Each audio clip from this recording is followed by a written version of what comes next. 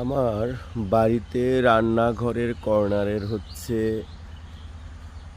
কাঁঠাল গাছ। এটা দেখেন কি পরিমাণে কাঁঠাল হচ্ছে।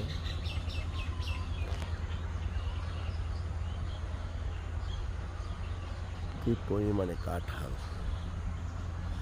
এটা হচ্ছে এক পাশ দেখালাম, আর এক পাশ রয়েছে।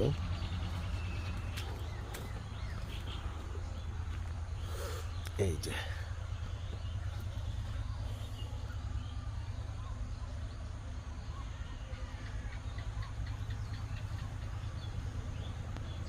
উপরে তো আছে, কিন্তু বডিতেই পর্যাপ্ত পরিমাণ কাঁঠাল।